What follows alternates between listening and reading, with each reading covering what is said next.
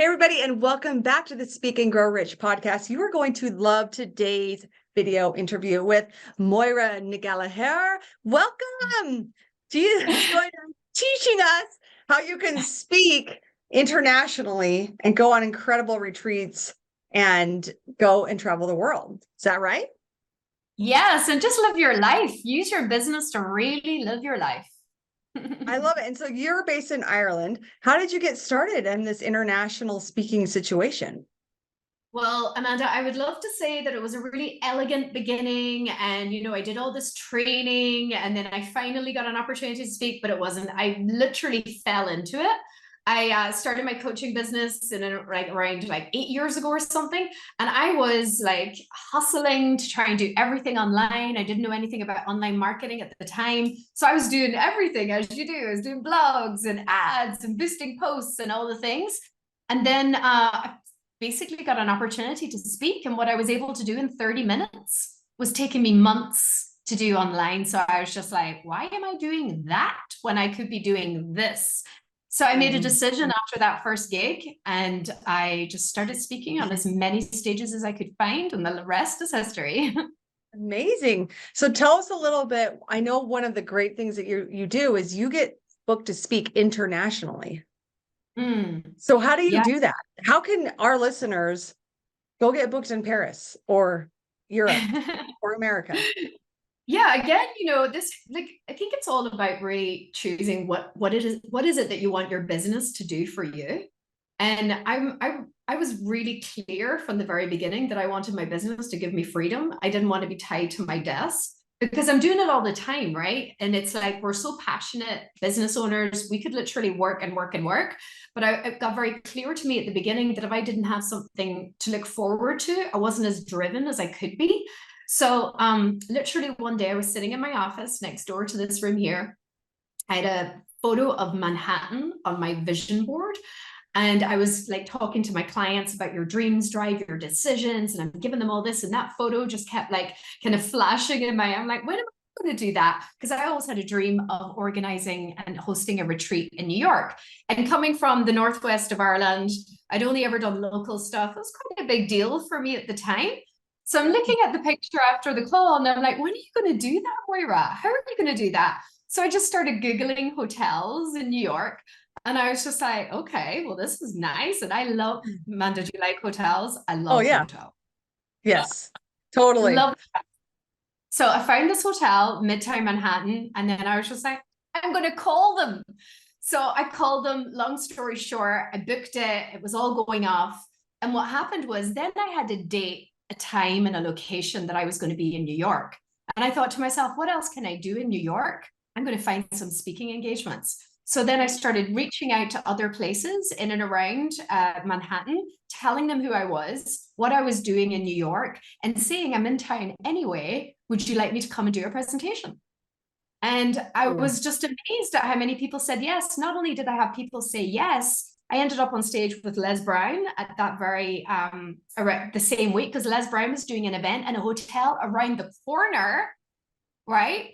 And so I ended up speaking on stage with him. And other places that I had asked, this was July, they couldn't fit me in July. So it brought me back to New York in October so I could do the same thing in October.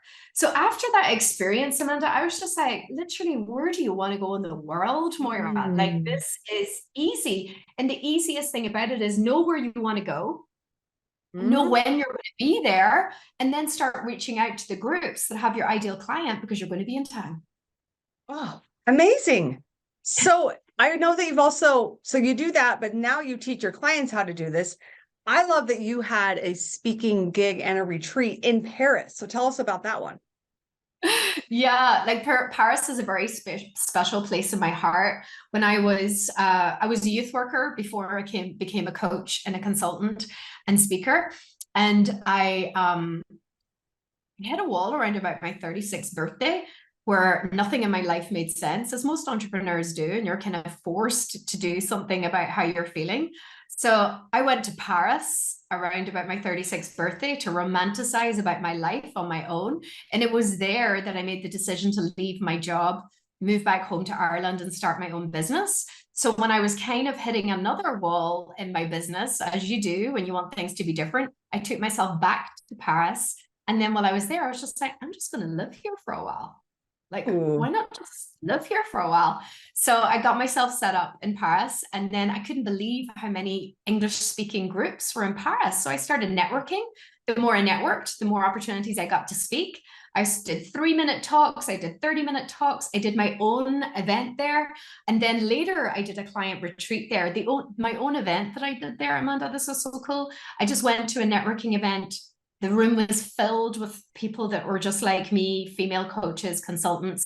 And the offer that I made that day was to come and have cocktails with me at a bar. And I was going to do a presentation for them. And 30 people from that event came. Oh, fun. I know. And all it was for me was I found a really cool place, bought everybody a cocktail. I did my talk, people connected, some people hired me, and yeah, it was great. This is so fun. Okay. And you've also done them. Where else have you done them? Internet. I know you're going to Croatia Yeah, coming I'm up. going to Croatia, Morocco. Yeah. I'm going to do Tuscany in May. I've also done Valencia, Dublin, obviously, Donegal, because I did a bit of Ireland as well. And then where was the other place? Where is Valencia? There was another place there that I didn't mention. Oh, it's gone. Did I say Bali? Ooh. I've done events in Bali as well. And you So, know, like, mhm. yeah. I Well, in think terms of organizing it, I have a couple questions about helping the audience who might want to do this and they don't know people in these cities. How did you organize it? Or did you have a team do it? And how did it all, and how did you get through all like the language barrier, et cetera? yeah, so well, I mean, major cities, no major language barrier. It's just you just find Mhm. that people are like in restaurants and things like that in Paris, it's a whole other ball game. But when you're in the Right. business world, people tend to speak your language. But you know, for me, Amanda, it's this idea of I think I had this realization when I went to Bali the first time. I had went to Australia. I thought I was going to live in Australia for a while. That fell through. Long story. But I went to Bali because it was close to Australia, and I rented a beautiful villa there. And I was sitting on the veranda watching the sun go down, and I was just, sitting there thinking, wow, I've created this life for myself. And I was like, there's 4 things that have really helped me do this. And it was the fact that I had signature presentation that would convert every time I did it. I could tell a story, and I had an offer in my back pocket, and I had a way of closing clients. And if you've got those 4 things in your business, you can Mhm. go anywhere in the world. I literally arrived in Bali, and probably within like weeks, I had booked myself on stages just from going networking and finding all these collectives of people and groups, which is Bali is amazing for. Everybody there is looking for breakthroughs. They're all coaches, all Ooh. consultants. Created something like 60,000 in revenue in like 90 days of just going there. And I wasn't even in work mode. I was just going to events, learning, immersing myself in the place. But again, it's having those 4 things in my back pocket that helped me do that. Mhm. Then, when you have, having my own program, I really wanted to introduce my clients to what it's like to travel internationally. So then I was choosing places that I wanted to go, and then finding speaking opportunities, and also organizing a retreat in those destinations as well. Win, win, win. Yes, because Yes. then you're coming to meet me like in last year for Valencia. I had people flying into London. They were doing a speaking gig in London from the US, then flying on to meet me in Valencia. So it's this idea is like when you know what you're doing and you've got those things in your back pocket, which is really what like working with me is all about. You can go anywhere in the world as long That's as you can amazing. start a conversation and you've got something powerful to say. But the key is Mhm. having a high converting signature presentation. And I know you know Yes. what I mean by this. That is the key. Yeah. It's not just being able to talk and tell a story. You tell a Mhm. story in a certain way. You deliver your talk in a certain way, and you have an offer that actually has people lining up when you get on off stage to work with you. That's what you need. And those things, game changer. Just 4 pieces: presentation, story, offer, and close. Mhm. So good. So simple and fun. So how do you, let's say I want to have a retreat in Paris, or I want to have a retreat in Bali. do you, for your clients, because I think people want experiences and they want this connection. So how did you do that? How did you actually plan these retreats? Yeah, often my inspiration for retreats come from me seeing an image, hearing a story, going to a hotel. Like the reason I did the retreat in Valencia was because I was in Valencia speaking at a travel conference, and I was wandering around the city, and I saw this hotel called Only You Hotels. I don't know if you've ever heard of them. And I was just like, what is that hotel? And I walked in and I was just like, I'm having an event here. This is incredible. So that's how I did it. When I did my retreat in Morocco, I was saying to myself, where in the world have I never been that would be an exotic, amazing, uplifting experience for my clients? And it was, where's good to go at this time of year? And it was like Morocco. Like that is literally how I do that. And I think that's doing it with passion. And it's not like, when you do it like that, then you're way more inspired. And if you're inspired about it, people are going to want to be part of it. True. Yeah, it's so true. Just follow your passion, and that's the path to prosperity. I love it.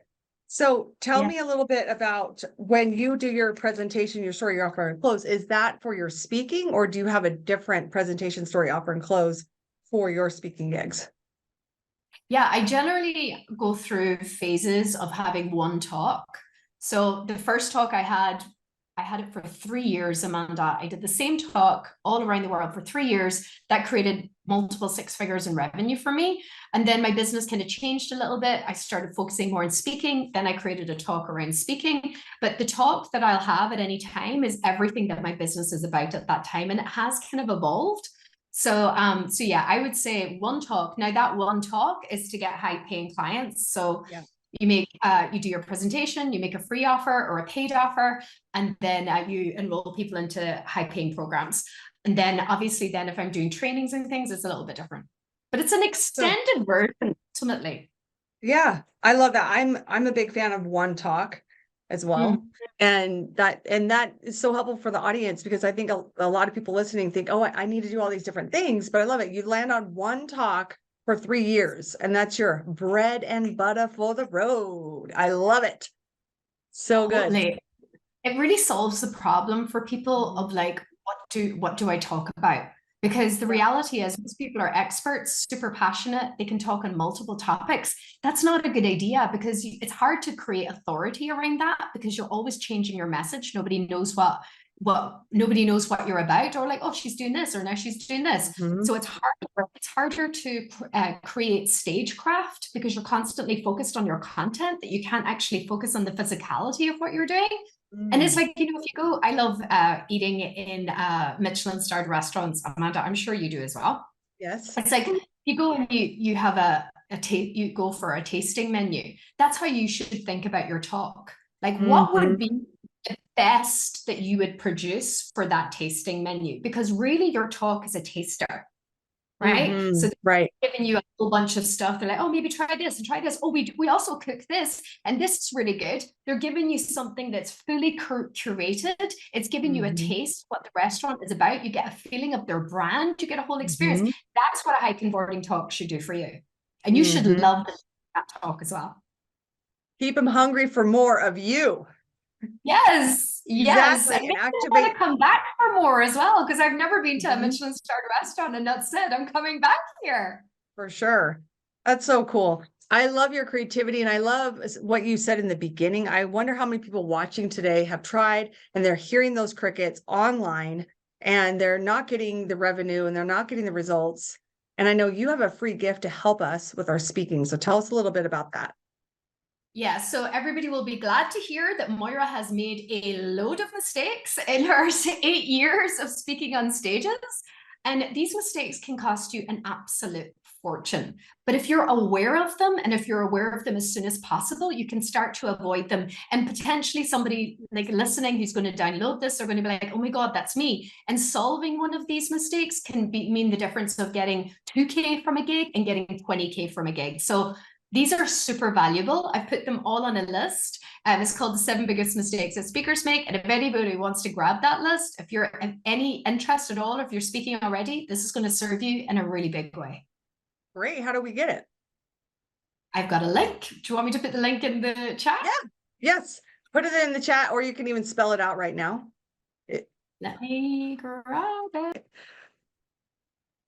All right, so thank you for that link. We're all going to run and grab that, and that is down below in the chat. So tell us, okay, I understand you're doing all this international travel. What if people are like me and they might have children at home, or they're just not able to travel? They have older parents who are taking care of us or something, or they have a job and they're not quite done with their job. How can they do this virtually? Can they do this virtually? Totally. I mean, the same thing applies. You still need a high converting talk, offer, story, all of that. But whether it's a virtual stage or a live stage, it's the same thing. So here's the thing that I did, Amanda. When the pandemic broke out, there was a gap in December where the countries opened back up again. I hopped on a plane to Bali. For the 3 months leading up to that, I spent all of my time filling my calendar with virtual stages that I could speak on. So then I went to Bali, rented a villa, and just did virtual stages for like 6 months. So, Okay. I know I get people don't have, all of the freedom, but imagine being able to take your family and hire somebody to look after your family. All you needed to do was speak on stage once a week on a virtual stage. Like, it's the same thing. And that's, this is a rinse and repeat model regardless. But again, it's that high converting talk that you can use in multiple ways. So good.